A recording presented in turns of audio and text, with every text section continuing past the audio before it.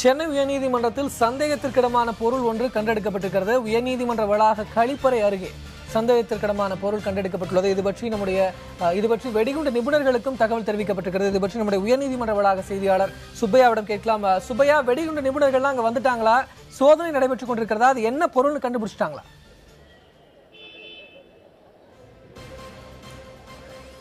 விக்ரம், பார்த்தீங்கன்னா நிற்கக்கூடிய இடம் வந்து வழக்கறிஞர் கழிப்பறை. இதுக்கு பின்புறமாக தான் வழக்காடிகள் மற்றும் நீதிமன்ற ஊழியர்கள் பயன்படுத்தக்கூடிய கழிப்பறை உள்ளது. அதில் ஆண்கள் கழிப்பறையில் தான் சுமார் அரை மணி நேரத்துக்கு முன்னதாக ஒரு சந்தேகத்துக்கு இடமான ஒரு மர்ம பொருள் ஒன்று கண்டெடுக்கப்பட்டது. அந்த மர்ம பொருள் கண்டெடுக்கப்பட்டதை அடுத்து வெடிகுண்டு நிபுணர்களுக்கு தகவல் தெரிவிக்கப்பட்டது. இதற்கிடையே நீதிமன்ற வளாகத்தில் பெரும் கூட்டம் கூடியது.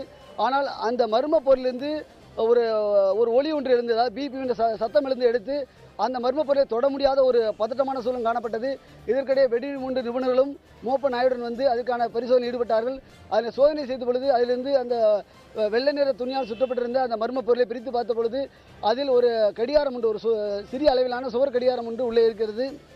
மேலும் அதனுடன் ஒரு பாக்ஸ் வடிவிலான பொருள் ஒன்றும் இருக்கிறது. தொடர்ந்து தற்போது அதில் என்ன பொருள் இருக்கு என்பதை கண்டறியும் பணியில் வெடிகுண்டு நிபுணர்கள் ஈடுபட்டு வருகிறார்கள். இதற்கிடையே இந்த மர்ம பொருளை யார் வீசி சென்றார்கள், எதற்காக வீசி சென்றார்கள் பல்வேறு விதமான தகவல்களும் வெளிவருகின்றன. இதற்கிடையே ஒரு உறுதியான நிலையில் யார் இது போன்ற செயல் ஈடுபட்டார் என்பது தெரியவில்லை. தொடர்ந்து காவல்துறை விசாரணைக்கு பிறகு தெரியவரும். இதற்கிடையே அந்த கழிவறை உள்ளே யாரும் செல்ல முடியாத அளவுக்கு காவல்துறையினர் அந்த கதையை மூடி வைத்துள்ளனர்.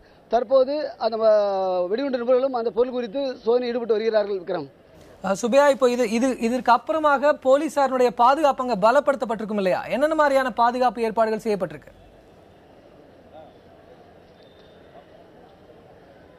விக்ரம், பார்த்தீங்கன்னா அதாவது காவல்துறை பாதுகாப்பு கடந்த 2 ஆண்டுகளாகவே உயர்நீதிமன்றத்திற்கு வழங்கப்பட்டு வருகிறது. இதற்கிடையே ஒரு நாளுக்கு சுமார் 250 பேர் வரை பாதுகாப்பில் ஈடுபட்டு வருகிறார்கள். ஆனால் கடந்த வாரம் மதுரை வழக்குகள் மீதான நீதிமன்ற அமைப்பு வழக்கை விசாரணைக்கு எடுத்துக்கொண்ட பிறகு தொடர்ந்து நீதிமன்ற வளாகத்திற்கு கூடுதலான பாதுகாப்பு ஏற்கனவே வழங்கப்பட்டு வந்த அந்த 250 பேருக்கு கூடுதலாக மேலும் 500 பேர் பாதுகாப்பில் ஈடுபடுத்தப்பட்டார்கள். அந்த விசாரணைக்கு வந்த நாள் மட்டும் அதுபோன்ற நிலை காணப்பட்டது. தொடர்ந்து பாதுகாப்பு நீதிமன்ற வளாகத்துக்கு வழங்கப்பட்டு வந்தாலும் நாளை இந்த வழக்கை மீண்டும் விசாரணைக்கு வருவதால் கூடுதலாக கண்காணிப்பு கேமரா பொருத்தப்பட வேண்டும், கூடுதலாக காவல்துறையினர் குவிக்கப்பட வேண்டும் என்று நீதிபதிகள் அறிவித்திருந்தார்கள். இந்த நிலையில் இதுபோன்ற ஒரு பொருள் ஒன்று கண்டெடுக்கப்பட்டுள்ளது. எனவே நாளைய விசாரணைக்கு பதிலாக இன்றே இந்த முழு பாதுகாப்பு, கூடுதலாக பாதுகாப்பு வழங்கப்படும் என்றே தெரிகிறது. ஆனாலும் தொடர்ந்து உயர்நீதிமன்றத்தில் உள்ள அந்த 8 பிரதான வாயில்களையும் காவல்துறையினர் ஏற்கனவே பாதுகாப்பில் ஈடுபட்டு வருகிறார்கள். நீதிமன்ற வளாகத்திலும் இதுபோன்ற பாதுகாப்பு உள்ளது. இதற்கிடையே சென்னை உயர்நீதிமன்ற வழக்கறிஞர் கே முத்துராமலிங்கம் நம்மோடு இருக்கிறார். அவர் கேட்போம். சார், இந்த ஒரு மர்ம பொருள் கண்டுபிடிக்க சொல்றாங்க, இதை பார்த்தீங்களா, என்ன சொல்றாங்க சார்? இந்த மர்ம பொருள் சென்னை உயர்நீதிமன்ற வளாகத்தில் உள்ள நீதிமன்ற பணியாளர்கள் பயன்படுத்தும் கழிவறையில் கண்டெடுக்கப்பட்டுள்ளதாக கூறப்படுகிறது. இது நீதிமன்ற பணியாளர்கள் பயன்படுத்தும் கழிவறை. இங்கு ஒரு நீதித்துறையிலே வழக்கறிஞர்களுக்கு எதிரான ஒரு அசாதாரணமான ஒரு நிலவி வரும் சூழ்நிலையில் வழக்கறிஞர்களுக்கு எதிரான ஒரு மிக மோசமான ஒரு கட்டுப்பாடுகள் விதிக்கப்படுகின்ற சூழ்நிலையில் இன்று இந்த மர்ம பொருள் இருப்பதாக, அது ஒரு வெடிகுண்டாக இருக்குமோ என்ற ஒரு பொருளியை கிளப்பி இருப்பதாக எடுக்கப்பட்டுள்ளதை நினைக்கும் பொழுது, நேற்றைய தினம் தலைமை நீதிபதியுடன் சென்னை மாநகரத்தினுடைய கமிஷனர் திரு ஜார்ஜ் உட்பட அனைத்து உயரதிகாரிகளும் நேற்று மாலை ஆலோசனை கூட்டம் நடத்தியுள்ளார்கள். அதன் தொடர்ச்சியாக இன்று காலை இந்த பொருள் கண்டெடுக்கப்பட்டுள்ளது என்பது இங்கு போராடி கொண்டிருக்கிற வழக்கறிஞர்கள் மீது ஒரு வீண் பழியை சுமத்துவதற்கான ஒரு ஏற்பாடை போல நாங்கள் சந்தேகப்படுகிறோம். இது நிச்சயமாக இதை தீவிரமாக விசாரிக்கப்பட வேண்டும். இதனுடைய பின்னணியை விசாரிக்க வேண்டும். ஏனென்றால் அந்த கழிவறை நீதிமன்ற பணியாளர்கள் மட்டுமே பயன்படுத்தக்கூடிய கழிவறை. எனவே இதை தீவிரமாக விசாரிக்க வேண்டும். நேர்மையான விசாரணை வேண்டும். இதன் பின்னணி வெளியே வர வேண்டும் என்பதை நாங்கள் தமிழக அரசை கேட்டுக்கொள்கிறோம். இப்போ பார்த்தீங்கன்னா, அதாவது பாதுகாப்பு ஒரு வாரம் பலப்படுத்தப்பட்ட நிலையில் தான் இருக்குது. இதுக்கு திடீர்னு இந்த ஒரு பொருள் கண்டுபிடிக்கப்பட்டுங்கிறது வழக்கறிஞர் மத்தியில் ஒரு குழப்பத்தை ஏற்படுத்துன்னு அப்படின்னு நினைக்கிறீங்களா? வழக்கறிஞர்கள் மீதாக ஒரு பழியை சுமத்துவதற்காக செய்யப்பட்ட செயலாக இருந்தால் நாங்கள் இதை வன்மையாக கண்டிக்கிறோம். ஏனென்றால் எங்களுடைய வழக்கறிஞர்கள் நாங்கள் அறவழியில் போராடுவதை தான் நாங்கள் இத்தனை வருடங்களாக கடைபிடித்து வந்திருக்கிறோம். வழக்கறிஞர்கள் எந்த விதமான போராட்டங்களுக்கு சென்றதில்லை.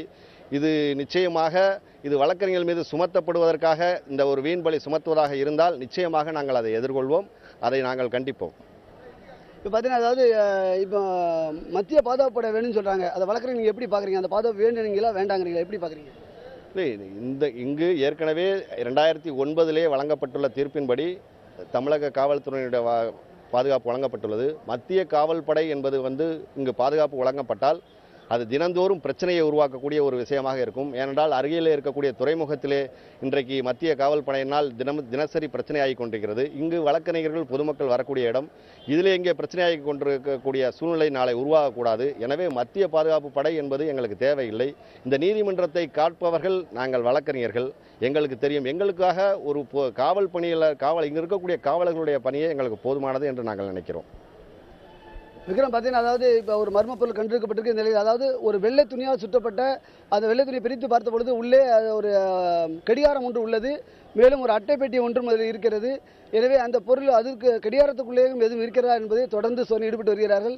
தற்போதைய வழக்கறிஞர் என்ன சொல்கிறார்கள், தங்கள் மீது பழி சுமத்தும் நோக்கி இது போன்று இருந்தால் வன்மையாக கண்டிப்பதாகும், அதில் மத்திய பாதுகாப்பு தேவையில்லை என்றும் வழக்கறிஞர்கள் மத்தியில் ஒரு கருத்தும் நிலவுகிறது. விக்ரம், சுபையா இணைப்பில் இருங்க. இது பற்றி உயர்நீதிமன்ற வளாக காவல்துறை சுபையா, இப்போ இவர் இப்போ மத்திய பாதுகாப்பு படை வேண்டாம்னு சொல்றாங்க.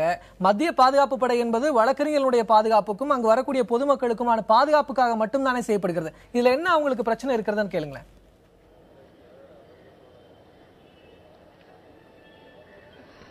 இது உங்களுக்கு இன்னொரு கேள்வி. அதாவது பார்த்தீங்கன்னா இப்போ வழக்கறிஞர்கள் பாதுகாப்பு நீதிமன்ற பாதுகாப்புக்கு வந்து மத்திய பாதுகாப்போட கொண்டு வரணும் அப்படிங்கிறது தலைவர் சொல்றாரு. இதனால என்ன சிரமங்கள் வழக்கறிஞர்கள் உங்களுக்கு இருக்குன்னு நினைக்கிறீங்க?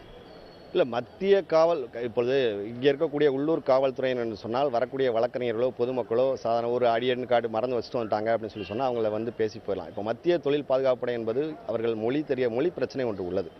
இது வழக்கறிஞர்கள் உடன் ஒரு வீணான ஒரு மோதல் போக்கை கடைபிடிக்கதாக ஒரு சூழ்நிலை வரும். சாதாரண மக்களும் இதனால் பாதிக்கப்படுவார்கள். ஏன்னால் நீதிமன்றத்துக்கு சாதாரண மக்கள் வந்து செல்லக்கூடிய இடம். இங்கே நீதி யாருக்கும் தடுத்து விட முடியாது. அவர்கள் வருவதை தடுப்பதனால் இது அடிமட்ட மக்கள் நீதி பெறக்கூடிய இடத்திலே அனைவரும் வந்து போகக்கூடிய இடமாக இருக்க வேண்டும். இதில் அதிக கட்டுப்பாடுகள் விதிக்கக்கூடாது என்பது எங்களுடைய வழக்கறிஞர்களுடைய நிலைப்பாடு.